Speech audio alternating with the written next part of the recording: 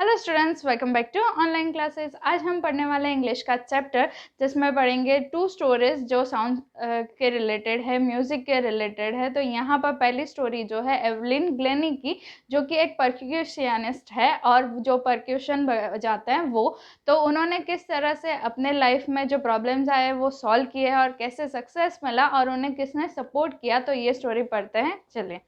Evelyn Glenny जो है वो परक्यूशनिस्ट थी और वो बहुत ही अच्छी तरह से सारे इंस्ट्रूमेंट्स बजाती थी।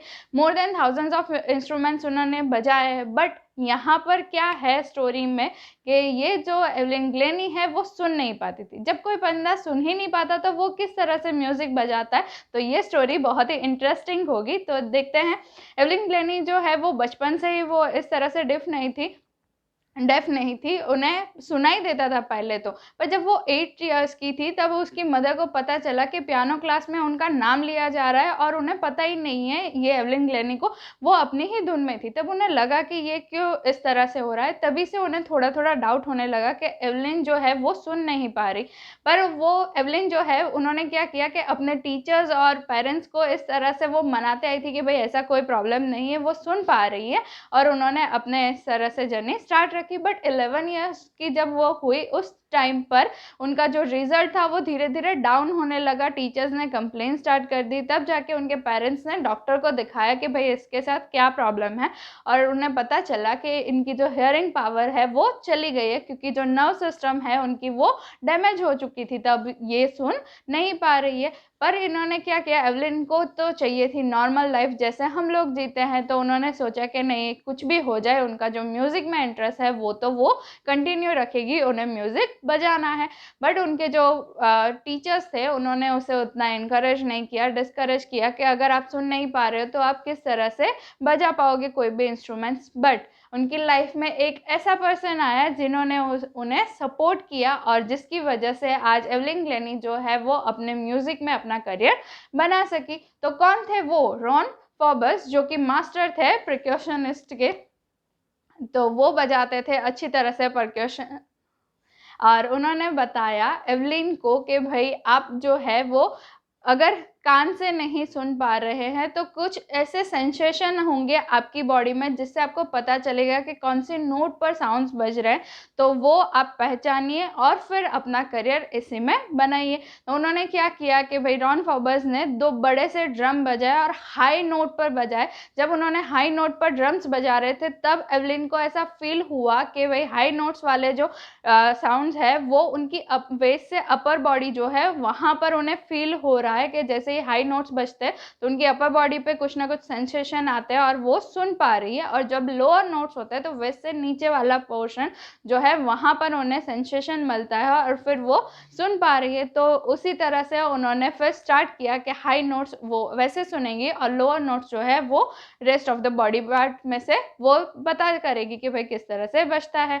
और फिर उन्होंने म्यूज़िक जो है वो प्ले करना स्टार्ट कर दिया। उन्होंने पहले रॉयल एकेडमी ऑफ म्यूज़िक जो है लंदन में, वहाँ पर 17 इयर्स के जब थे उस टाइम पर उन्होंने एडमिशन लिया और फिर इसी तरह से म्यूज़िक बजाते रहे, अपने बॉडी पार्ट से वो सेंसेशन लेते रहे और फिर वो इतने हाई स्कोर किया जितना हिस्ट्री में कभी किसी ने नहीं किया था। अब एक बार हाई स्कोर करने पर उन्हें इतना कॉन्फिडेंस आ गया, फिर वो सोलो परफॉर्मेंस करने लगी। यस, सोलो परफॉर्मेंस करती थी और फिर वो चैरिटी के लिए भी परफॉर्मेंस किया करती थी, स्कूल्स और हॉस्पिटल्स के लिए। एवलिन जो है वो ज़्यादातर क्या करते कि जब भी वो स्टेज पर जाते तो उस टाइम पर अपने शूज़ रिमूव कर देते थे ताकि वो पैर से भी वो जो साउंड्स है वो सुन सके, और इसी तरह से वो बहुत ही अच्छी तरह से म्यूज़िक बजाया करती थी। 1991 की बात है कि उन्हें रॉयल फिलोमार्निक सोसाइटी जो है वहाँ का प्रेस्टिजियस अवार्ड मिला था, सोलोइस्ट ऑफ द ईयर, और ये था उनका सबसे बड़ा अचीवमेंट। तो ये स्टोरी भी बहुत इंस्पायरिंग है कि जब अगर आपके पास कोई चीज़ नहीं होती तो भी आप अपना जो इंटरेस्ट है वो रखते हो किसी भी चीज़ को सीखने में, तो सक्सेस हमेशा मिलती ही है। तो इसी तरह से एवलिन से इंस्पायर होंगे हम, और अगर आपका कोई ड्रीम है तो उसे अचीव करने के लिए हार्डवर्क किया करिए। तो ये था पार्ट 1, जल्द ही देखेंगे पार्ट 2। हेलो स्टूडेंट्स, तो पार्ट 2 देखते हैं। पार्ट 2 में है बिस्मिल्लाह खान के बारे में। बिस्मिल्लाह खान जो है वो अपने नाम से ज़्यादा शहनाई वादक के नाम से जाने जाते हैं। तो ये इस टाइम की बात है जब औरंगज़ेब के ज़माने में की बात है कि वहाँ पर पुंगी बजाई जाती थी पहले, जो ज़्यादातर मैरिजेस में पहले बजाई जाती थी, बट पुंगी का साउंड जो है वो थोड़ा नॉइज़ मेकर था, इसीलिए औरंगज़ेब ने पुंगी बजाना बैन कर दिया था। तो एक जो बार्बर थे उन्होंने सोचा कि क्यों ना पुंगी में कुछ इन्वेंशन किया जाए और कोई एक नया इंस्ट्रूमेंट बनाया जाए। तो उन्होंने फिर 7 होल वाला एक नया इंस्ट्रूमेंट बनाया, म्यूज़िकल इंस्ट्रूमेंट, जिसका नाम शहनाई दिया गया। नाई जो है वो बार्बर को हिंदी में नाई बोला जाता है और शहंशाह के कोर्ट में बजाया जा रहा था ये इंस्ट्रूमेंट, इसीलिए उसका नाम फिर रखा गया शहनाई। तो ये बात थी कि भाई शहनाई किस तरह से आई। अब बिस्मिल्लाह खान की बात करते हैं। बिस्मिल्लाह खान का बॉर्न हुआ था बिहार में 1960 में। जब वो बच्चे थे उस टाइम पर ही उन्होंने गाना स्टार्ट कर दिया था। तो एज अ चाइल्ड वो बिहार जी टेम्पल में गाने जाते थे और जो किंग थे उन्होंने उनकी अच्छी आवाज़ सुन के उन्हें रिवॉर्ड दिया था 1.25 kg का बड़ा सा लड्डू, और वो इसीलिए फिर वहाँ पर हमेशा टेम्पल में गाना गाने जाते थे। अब उनकी जो फैमिली है वो पूरी की पूरी म्यूजिशियन थी। तो सारे ही लोग जो है उनके ग्रैंडफादर, उनके फादर, उनके मैटरनल अंकल, पैटर्नल अंकल, ये सारे ही लोग शहनाई बजाते थे। अब ऑब्वियस चीज़ है कि अगर कोई बच्चा सुनता है कोई अच्छी तरह से ये सारे म्यूज़िकल इंस्ट्रूमेंट के बारे में तो उसका इंटरेस्ट बढ़ता है। सेम वे बिस्मिल्लाह खान जो है उनका भी इंटरेस्ट बढ़ा और फिर उन्होंने शहनाई बजाना स्टार्ट किया। कौन सी एज में? एट द एज ऑफ 5 साल की उम्र में ही उन्होंने शहनाई बजाना स्टार्ट कर दिया था। जब वो 14 ईयर्स के हुए तब उन्होंने अपना परफॉर्मेंस दिया था इलाहाबाद म्यूज़िक कॉन्फ्रेंस में, और वहाँ पर भी उन्हें बहुत सारी कमेंट्स मिली कि वो बहुत ही अच्छी तरह से बजाते हैं शहनाई।